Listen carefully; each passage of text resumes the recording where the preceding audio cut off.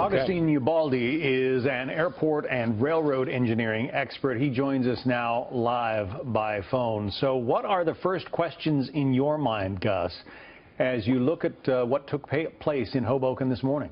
Well, you know, I think you've touched on some of them. Bill Hemmer mentioned it. I think someone just earlier was talking about the condition of the engineer. First and foremost, the engineer is in control of the train. He gets signals. He has certain rules that he's supposed to follow when he's coming into that station, and he has the controls that will make it happen. So the question comes out to why. I think someone mentioned that there's speculation that he had some catastrophic medical emergency. I heard somebody else talking that looking at video, the train was maybe going 10, 15 miles an hour. So, you know, again, without the black box coming out and telling us how fast the train was going, whether a brake application was being made, those are the things that are going to need to be looked at. All right, but what about a brake failure? I mean, brakes sometimes fail on cars. Do they fail on trains as well? When they fail safe. Unlike your automobile, you know, like the Hollywood movies where the bad guy cuts the brake lines on the hero's car, and just as he's going down a steep hill and the brakes don't work, the fluid in a train brake is air. And if that fluid evaporates, it leaks out, it will set the brakes. So if something like that occurred, then the train would go into emergency and it would stop. You would not be in a situation where you'd be operating without brakes. It can happen, but on older style trains. For example, it happened in 1953 in the Pennsylvania Railroad when a train crashed into Union Station. But the type of equipment that you're using here on New Jersey Transit wouldn't have that feature on it, so that sort of thing wouldn't happen. And if that were the case, then the train would have been able to stop at the station before. It's not something that just accidentally breaks. Talk about the physical controls that the engineer would have been using. We're all familiar with cars, obviously. You've got a brake pedal and a gas pedal, maybe a clutch. But on a train, those controls are generally operated by hand, a sort of a rheostat that the engineer holds onto. Isn't that correct? Exactly.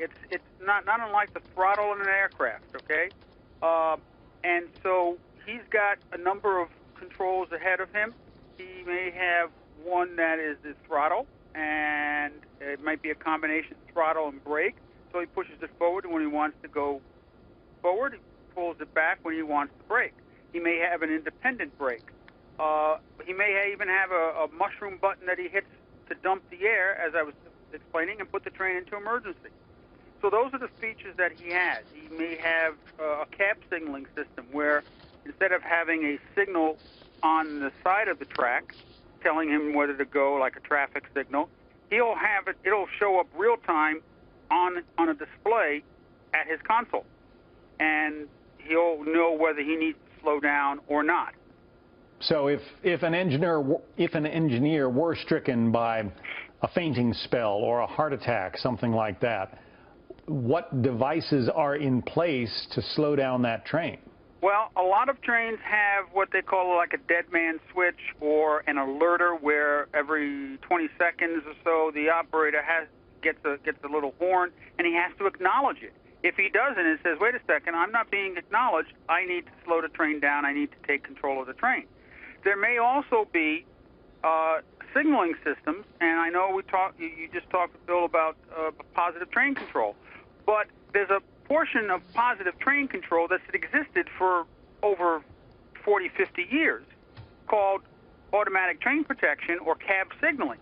And if that's in place, when a train goes past a particular location and he gets a code that says slow the train down, if the engineer does not acknowledge that code and then take action within the specified time, the train will do it for him. Now, when you come into a complex like Hoboken with all these trains, they may slow them down to 15 to 20 miles an hour, and they figure at this point, it's almost like the flight directors on aircraft. It'll fly you to the airport and bring you within maybe a couple of 100 feet of the runway, at which point they expect the pilot to take over and manually land the plane. And that could be a situation here. Don't know what the signal system is like at Hoboken, so I can't, at this point I can't speak to it. But they may decide that at this point, okay, the track complex, the track arrangement is so complex, it'd be hard to put in all these signals, and so we're going to allow the engineer to take over at this point. And the alerter may have just gone off, and then he has his heart attack, and so there isn't enough time. I mean, those are the kinds of things, that'll start coming out as the NTSB and the FRA start investigating. They'll they'll find out what was available on this train. You mentioned aircraft. I know you're a pilot. Airline pilots, commercial pilots have to get medically checked every 6 months. Is there a similar requirement for train crews? I don't recall what the health requirement is. It could be something out of New Jersey Transit where you get inspected every, you get a medical, let's say, every year. Air traffic, transport pilots, ATP, get a Class 1 medical. That's every 6 months. Commercial pilots, like if you're flying for a charter line, is every year.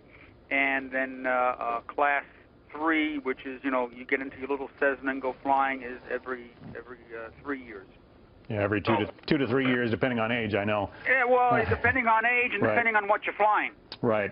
Okay. Gus Ubaldi, an aviation as well as a railroad expert. We appreciate your insights. Thanks very much. Take care. Bye-bye.